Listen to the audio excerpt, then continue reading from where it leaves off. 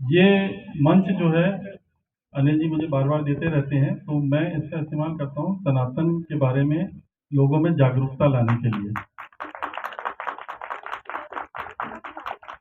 धर्म क्या है हमारा? धर्म क्या है हमारा, कोई बताएगा? हमारे धर्म, हमारा कौन सा धर्म है? बिल्कुल सही कहा। लोग कहते हैं हम हिंदू हैं, हिंदू नहीं है। हिंदुस्तान में रहने वाला हर इंसान हिंदू है, चाहे वो सनातनी हो, मुसलमान हो, क्रिश्चियन हो। अमेरिका में रहने वाला अमेरिकन होता है, उसका धर्म अमेरिकन नहीं होता, क्रिश्चियन होता है। पाकिस्तान में रहने वाले सब पाकिस्तानी हैं, लेकिन उनका धर्म मुसलमान है। उसी तरह से हिंदुस्तान में रहने वाले सभी हिंदू हैं और हमारा धर्म सनातन धर्म है। तो मैं असल में सनातन धर्म के बारे में छोटी छोटी किस्से कहानियां सुनाता हूँ, जिससे कि लोगों का इंटरेस्ट भी आए, यंग जनरेशन उसको समझे थोड़ा सा। तो आज इस कहानी से पहले मैं आह्वान करूंगा उसी शब्द का जिससे इस ब्रह्मांड का की उत्पत्ति हुई है। ओम। सबसे पहले मैं ओम का महत्व बताऊंगा कि ओम जो है उसको अगर संधि विच्छेद करेंगे तो अ, उ और म। अ जो शब्द रहता है वो ब्रह्मा जी का शब्द है।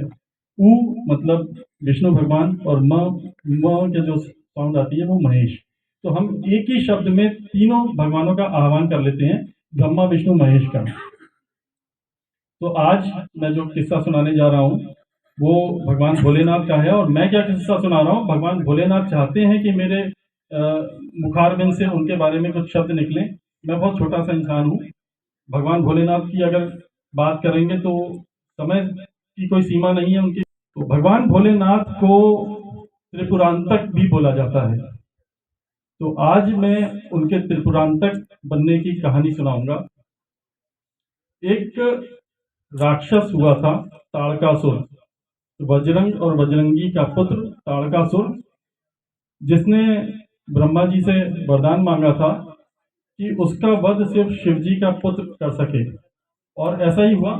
कार्तिकेय हुए पैदा, वो बड़े हुए, उनको भगवानों का सेनापति घोषित किया गया और उन्होंने ताड़कासुर का वध किया।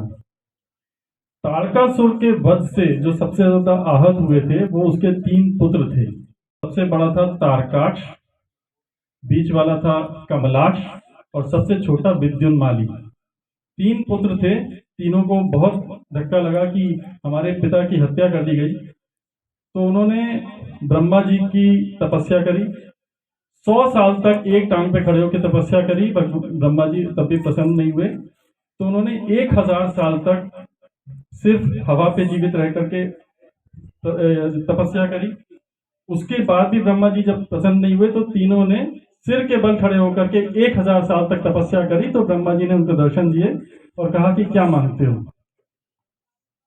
तीनों भाइयों ने कहा कि हमें अमरता का वरदान दीजिए। ब्रह्मा जी बोले वो तो संभव नहीं है, जो भी आया है, जो भी जिसका जन्म हुआ है उसकी मृत्यु होगी, कुछ और मांगो। तो उन्होंने कहा कि ठीक है, हमारे लिए एक ऐसा अभेद किला बनाए कि उस किले को कोई भेद ना सके, और जब तक कोई भेदेगा नहीं तब तक हमारी मृत्यु नहीं होगी। ब्रह्मा जी बोले ये भी संभव नहीं है, क्योंकि जो भी चीज बनती है उसका नष्ट होना निश्चित है, कुछ और मांगो। तो तीनों ने उनसे ये मांगा कि हम तीनों भाइयों के लिए 3 अलग अलग किले बनाए जाएं और तीनों किले अलग अलग ग्रह पर हों। 1000 साल में सिर्फ एक बार ऐसा मौका आए, कुछ क्षणों का, कि जब वो तीनों ग्रह एक ही लाइन में हों और उनको सिर्फ एक तीर से भेदा जा सके, तभी उनकी मृत्यु हो। ब्रह्मा जी ने तथास्तु बोल दिया। ये कहा कि ऐसा ही होगा। जैसे विश्वकर्मा जी भगवानों के लिए जो चीजें होती हैं बनाते हैं, उसी तरह से देवों में मायासुर यही काम करते हैं। मायासुर जो है वो परम भक्त था शिव जी का, भोलेनाथ का। या उससे कहा गया कि हमारे लिए 3 किले बना दो। तो मायासुर ने सबसे बड़े बेटे जो था तारकाक्ष, उसके लिए एक सोने का किला बनाया स्वर्ग में। तारकाक्ष के लिए एक चांदी का किला बनाया पृथ्वी पर। और सबसे छोटा वाला जो बेटा था विद्युन्माली, उसके लिए एक लोहे का किला बनाया पाताल में। तो तीनों किले बन गए। तीनों में अभेद थे। तो जितने भी दानव और राक्षस वगैरह थे, उनको लगा कि ये अभेद हैं, यहाँ पे जाकर के हम रह सकते हैं, यहाँ पे पनप सकते हैं। धीरे धीरे करके उन किलों में राक्षसों की संख्या बढ़नी चालू हुई। राक्षसों की संख्या बढ़ी तो भगवानों में खलबली मची। सबने कहा कि अगर बाई चांस ये बहुत ज्यादा मात्रा में हो गए तो किसी दिन निकलेंगे, युद्ध करेंगे, हमें हरा देंगे। तो सारे जो देवता थे वो गए सबसे पहले ब्रह्मा जी के पास में कि इस समस्या से हमको निजात दिलाइए, कुछ ऐसा करिए कि आप इन सबको मार दीजिए। तो ब्रह्मा जी बोले कि मैं तो बनाने वाला हूँ, मारने वाले तो विष्णु भगवान अवतार लेते हैं, वो मार देते हैं, या शिव भगवान है, वही हैं जो मार सकते हैं इनको, तो आप उनके पास जाइए। तो सब लोग शिव जी के पास गए। तो शिव जी बोले कि मैं इनको क्यों मारूं, भाई ये तो मेरे भी भक्त हैं। तीनों किलों में शिवलिंग की पूजा होती थी, तीनों किलों में वेद का पाठ किया जाता था, तीनों किलों में यज्ञ किए जाते थे। तो बोले जब किसी ने पाप ही नहीं किया तो मैं उनको मारूंगा क्यों। तो सबके सब विष्णु भगवान के पास गए। विष्णु भगवान ने भी वही कहा कि जब इन्होंने पाप ही नहीं किया है तो मैं कैसे अवतार लूं, कैसे मारूं। तो बोले फिर आप ही कुछ तरीका बताइए कि कैसे करें, आपको भी मालूम है ये बढ़ते जाएंगे और किसी दिन युद्ध होगा तो हम हार जाएंगे। तो विष्णु जी बोले कि एक काम करता हूं, इनसे पाप करवाता हूं, हो पाएगा। विष्णु भगवान ने अपने मन से एक इंसान को उत्पन्न किया, उसका नाम था अरिहत। अरिहत से कहा कि तुम जाओ और एक नए धर्म का प्रचार करो जो ये बताता हो कि वेदों में कुछ नहीं रखा है, ईश्वर कुछ नहीं होता, स्वर्ग नरक कुछ नहीं होता है, सब मिथ्या है, सब नश्वर है। तो ऐसा करने के लिए अरिहत चल पड़े और सबसे पहले गए सोने के किले में, तारकाक्ष के किले में। लेकिन वो वहां पे अपने मंत्र उच्चारण नहीं कर पाए, इतना तेज था वहां पे, क्योंकि वहां पे शिव जी की पूजा होती थी। तो उन्होंने उस महल के बाहर डेरा डाला, अपनी बातें बतानी शुरू करी। नारद जी वहां पहुंच गए। नारद जी को लगा बात तो सही कह रहे हैं, तर्क से कह रहे हैं कि वेदों में कुछ नहीं रखा है। तो उन्होंने यही बात तारकाक्ष को बताई। तारकाक्ष ने कहा कि इनकी बातों में दम है, उसने इनका धर्म अपना लिया। उसी तरह से उनके छोटे भाई कमलाक्ष और विद्युन्माली ने भी वो धर्म अपना लिया। जब ये हुआ तो उनमें तामसिक प्रवृत्ति बढ़ने लगी। धीरे धीरे उनके अंदर धीरे धीरे उन्होंने शिवलिंग की पूजा करनी बंद कर दी। अब सब भगवान गए शिव जी के पास में, देखो अब तो ये पाप कर रहे हैं, अब इनका विनाश करो। तो शिव जी बोले ठीक है, ऐसा ही करते हैं। लेकिन ऐसे कि तीनों को एक ही तीर भेज दें और 1000 साल में एक ही बार कुछ पल के लिए समय आता है, उसके लिए तैयारी ज्यादा करनी पड़ेगी। मुझे एक रथ चाहिए होगा, एक धनुष चाहिए होगा, एक बाण चाहिए होगा, घोड़े चाहिए होंगे, बैल चाहिए होंगे। तो पृथ्वी माँ ने कहा कि मैं रथ बन जाती हूँ। पृथ्वी माँ रथ बन गई। रथ का दायां पहिया जो था वो सूर्यदेव बने और बायां पहिया चंद्रदेव बने। सूर्यदेव जो पहिया बने थे, पहिए में जो तीलियां लगी होती हैं वो 12 थी, 12 आदित्य थे उसमें। और जो चंद्रदेव पहिया बने थे उसमें चंद्रदेव के 16 के 16 नक्षत्र उसके तीली बने थे। जो पहियों के ऊपर की लाइनिंग रहती है वो जो हमारे 6 ऋतुएं होती हैं वो बनी। उस रथ की पताका जो है उस पर स्वयं विष्णु भगवान बैल के रूप में प्रकट हो गए। अब ये हुआ कि इसमें धनुष कैसे बनाया जाए, इतना बड़ा धनुष कहां से लाया जाए।